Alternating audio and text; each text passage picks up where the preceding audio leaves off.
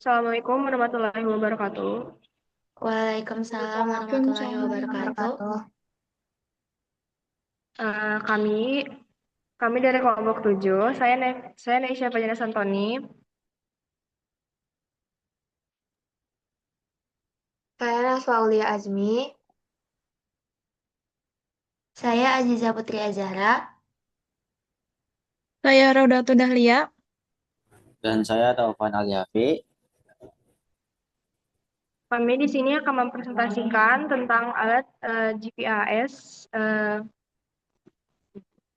langsung kepada materinya. Yang pertama ada pengertian.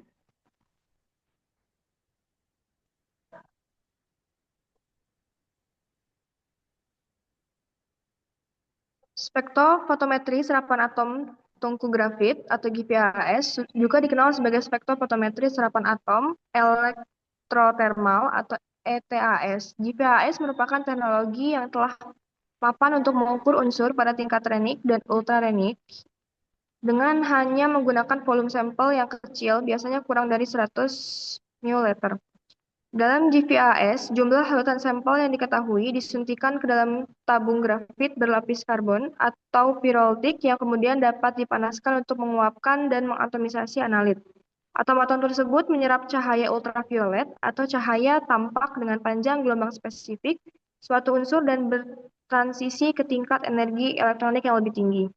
Biasanya penyerapan merupakan ukuran konsentrasi unsur yang diinginkan dalam batan sampel. Konsentrasi dapat diperoleh setelah instrumen dikalibrasi dengan standar yang konsentrasinya telah diketahui. Lanjut. Selanjutnya ada cara kerja dari GVAS.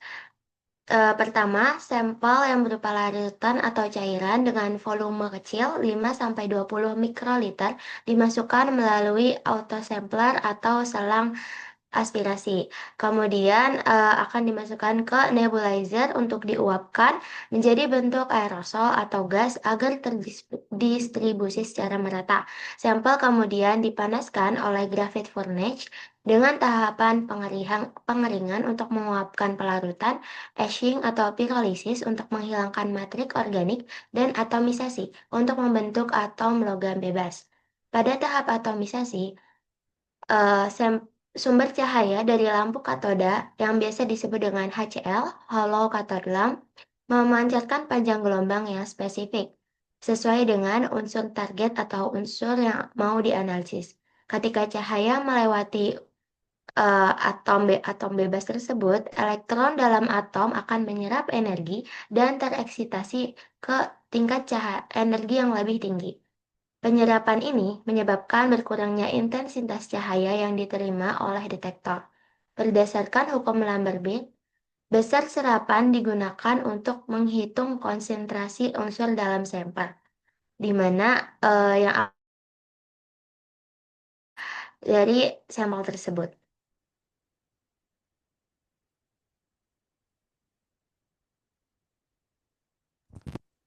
Baik, selanjutnya ada bagian-bagian dalam GFAAS ini. Yang pertama itu ada HCl atau Hollow Cathode Lamp, lampu katoda. Jadi HCl ini sumber cahaya menghasilkan radiasi elektromagnetik pada panjang gelombang tertentu yang spesifik untuk unsur yang ingin dianalisis. Nah, radiasi ini akan melewati sampel yang mudah teratomisasi. Nah, selain itu, atom-atom di sini itu akan tereksitasi, lalu kemudian akan memancarkan foton dengan panjang gelombang karakteristik saat kembali ke keadaan dasar atau ground state. Lalu yang kedua itu ada tabung grafit. Bagian ini berupa apa ya? Sampel yang berupa larutan dimasukkan ke dalam tabung grafit. Tabung ini kemudian akan dipanaskan secara bertahap melalui beberapa tahapan. Ada pengeringan, pengabuan, dan atomisasi untuk menguapkan chip larut, lalu mengabukan zat organik dan akhirnya mengatomisasi unsur target. Nah, di grafit atau di tabung grafit ini pemanasan ini kan menguapkan pelarut dan mengatomisasi si analit unsur yang akan diukur. Dia itu akan menjadi atom bebas dalam keadaan dasar, lalu atom-atom bebas ini kemudian menyerap cahaya dari sumber cahaya pada panjang gelombang yang spesifik, lalu akan diukur oleh detektor. Selanjutnya. Lalu yang ketiga ini ada monokromator. Monokromator ini tuh berfungsi untuk memisahkan cahaya yang melewati sampel menjadi spektrum yang lebih sempit. Hanya cahaya dengan panjang gelombang yang spesifik untuk unsur yang diukur yang diteruskan ke detektor.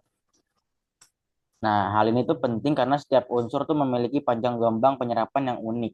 Lalu yang keempat itu ada detektor.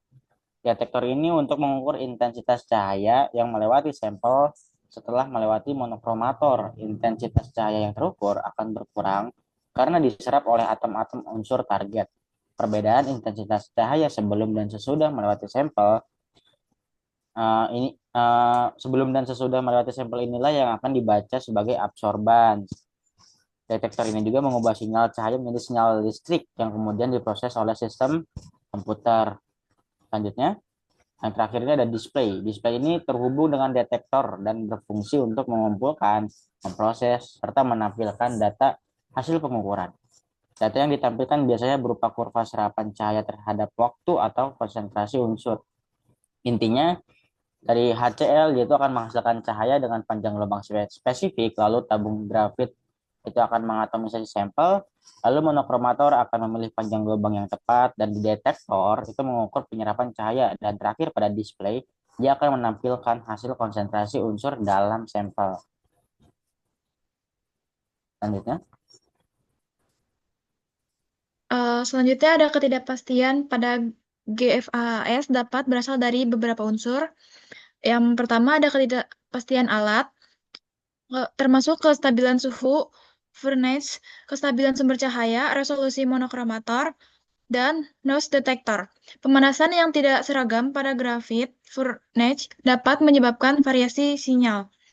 Yang kedua ada ketidakpastian volume injak sampel. Volume sampel yang diinjeksi ke furnace biasanya sangat kecil, 5-20 ml, sehingga variasi sekecil apapun dalam volume akan memengaruhi akurasi hasil. Yang ketiga ada ketidakpastian dalam akurasi.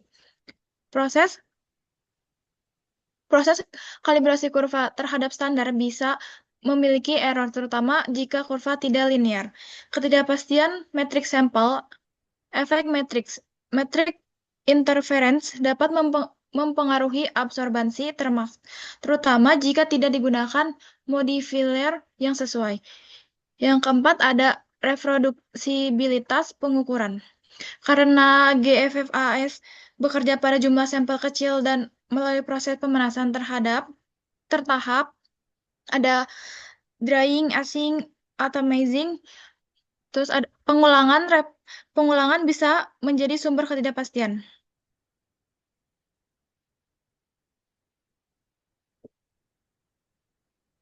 Dalam beberapa studi dan manual peralatan disebut bahwa nilai ketidakpastian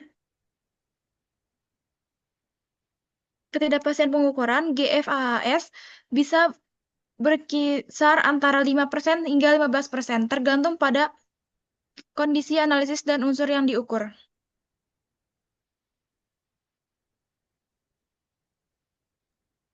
Selanjutnya itu ada hipotesis jurnal. Jadi kita di sini ngambil jurnal tentang GFAS. Nah, itu tuh judul jurnalnya Graphite Furnace Atomic Absorption Spectrometry for Biomonitoring of Blood Lead Level in Quality Control Blood Materials. Nah, ini tuh kita ngambil dari laboratorium yang tentang kesehatan. Jadi dia menggunakan GFAS. Nah, terus nama penulisnya itu alias Garfor Mehri. Lanjut. Di hipotesis jurnal ini ada tujuan penelitian dan abstrak singkat dari jurnalnya, yaitu tujuan penelitian ini tuh adalah untuk melaporkan penilaian kontrol kualitas intralaboratorium sebagai langkah awal dalam penentuan kadar timbal atau PB menggunakan spektrometri serapan atom tungku grafit atau GVAS. Penelitian ini juga bertujuan untuk mengevaluasi kinerja sistem GVAS varian spektra 220 untuk penentuan kadar timbal dalam darah menggunakan bahan kontrol kualitas darah seronom level 1 dan 2. Setelah itu, Metodologi. Penelitian ini tuh menggunakan varian spektra 220 tadi tuh dengan tabung partisi dan koreksi latar belakang deuterium untuk analisis. Bahan kontrol kualitas darah yang dievaluasi adalah seronom, trace, elements, whole blood level 1 dan 2. Studi presisi antara dilakukan dengan mengkonstitusi dan menggabungkan 5 vial darah untuk seronom secara terpisah, itu level 1 dan 2. Dan menganalisis aliquotnya, itu N-nya sama dengan 3 dalam 10 kali jalankan. Studi linearitasnya ditentukan dengan menguji seronom 2 yang tidak diencerkan dan diencerkan. Jadi N-nya 8. Balas deteksi dan kuantifikasi dihitung menggunakan model Mann plus minus 3SD. Nah, itu. Oke, lanjut. Dilanjutkan oleh Ziza.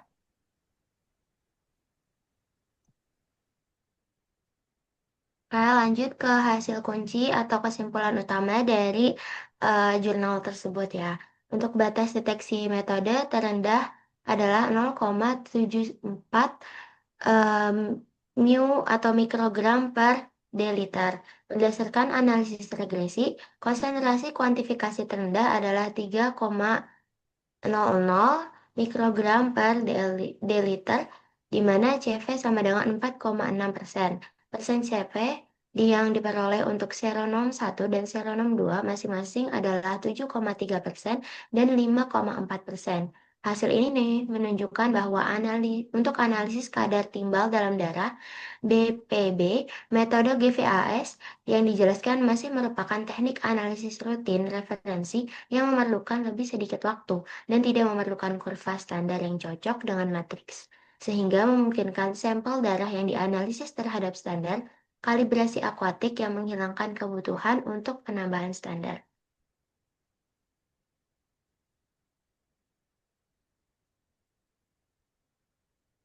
Selanjutnya kesimpulan.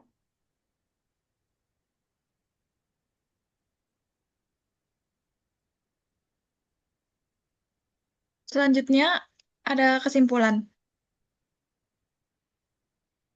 GVHS merupakan metode spektrofotometri serapan atom yang sangat sensitif untuk analisis unsur logam dalam sampel dengan konsentrasi sangat rendah. Dengan memanfaatkan pemanasan bertahap dalam tabung grafit, mulai dari pengeringan, ashing, hingga atomisasi, unsur logam diubah menjadi atom bebas. Cahaya dari lampu katoda berongga kemudian diserap oleh atom tersebut, menyebabkan eksitasi elektron. Intensitas serapan diukur dengan detektor dan digunakan untuk menentukan konsentrasi logam berdasarkan prinsip Bird-Lambert. GFAS memiliki keunggulan berupa kebutuhan sampel yang kecil, sensitivitas tinggi, dan kemampuan menganalisis unsur volatil. Namun, juga memiliki keterbatasan seperti waktu analisis yang lebih lama dan kebutuhan perawatan yang lebih kompleks.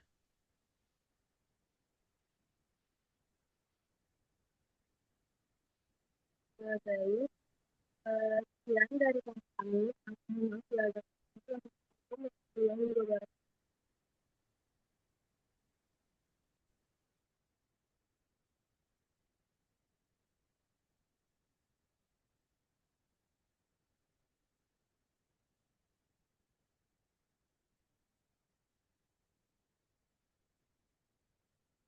Nah, namanya belum diganti. Mute dulu, nanti bisa dipotong nggak sih? Halo,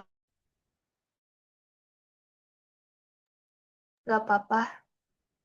Maksudnya ini kan udah tahu ya dari kelompok 7.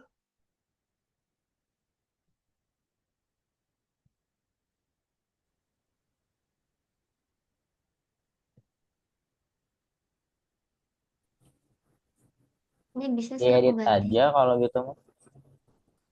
Sebentar, aku edit dulu ya. Si Eca-nya juga belum ada kan? Tapi Nggak ada nanti nggak kita sih? perlu ngedit ininya. Kamu setuju? Gak apa-apa, gak apa-apa. Nanti kita Gak usah Paling nggak apa. dipotong aja sih bagian ini. Udah. Oh, Iya, bisa. nanti dipotong. Ya bisa kok bisa. Di edit paling di ya HP casus juta umat. Dah. Ya, Tutup Bener lagi, yang Ca. Tadi penutupan nggak siapa? kedengeran. Iya, nggak kedengeran. Kurang gede kah suaraku? Putus-putus kayaknya tadi.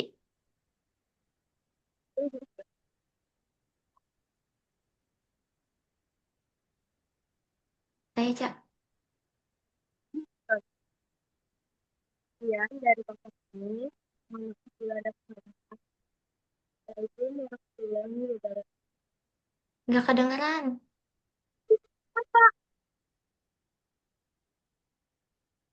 Dia coba mute dulu. Apanya? Kan tadi kamu masih nyala, takutnya dari ini nggak kedengeran. Eca coba lagi. Kami, kedengeran nggak?